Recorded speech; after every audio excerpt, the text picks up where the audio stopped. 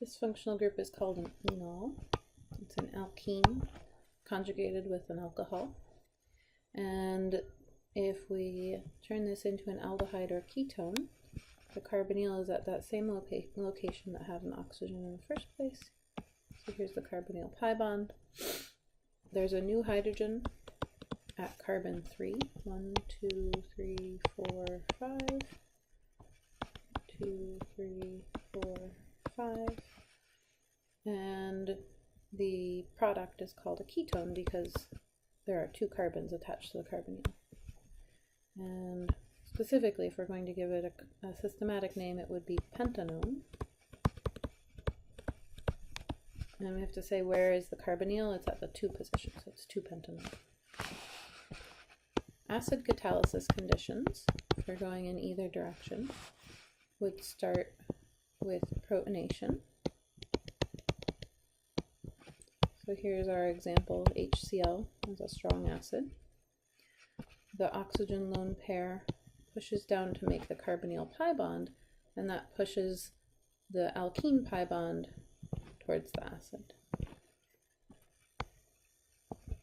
That provides the carbonyl pi bond here with a positive charge on oxygen, the new hydrogen at the 3 location, and to get to the final product, we use the conjugate base of the acid that was used.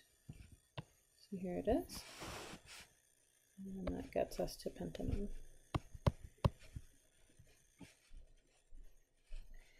I'm going to draw the reverse direction lined up in the opposite direction. So if we start from pentanone, and we are going to explain getting to the enol, here's our strong acid.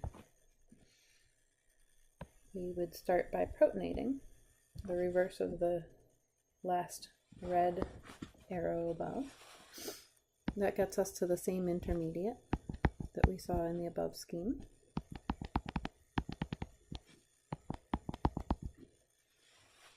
And deprotonation at the carbon, at the alpha carbon, carbon number 3, using the conjugate base of the acid that I had used. Creates a pi bond between carbons 2 and 3, and breaks the pi bond between the carbonyl, oxygen, and carbon.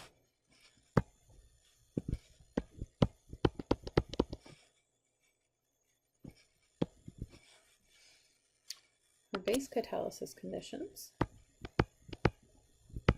we're going to use sodium hydroxide as an example strong base.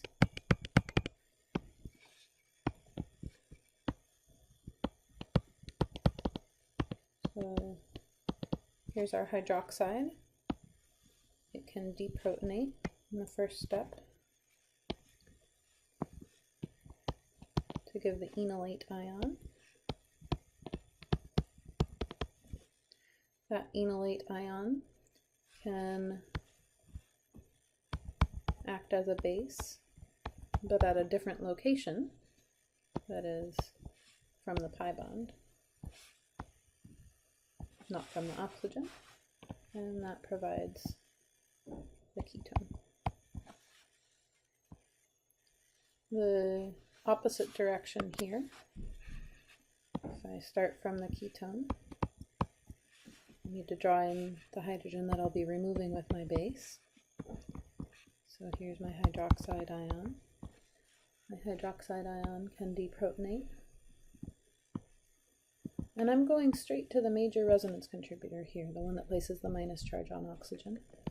So here's my enolate ion,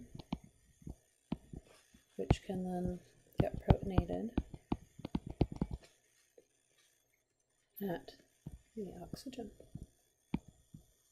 by the conjugate acid of the base that I had used.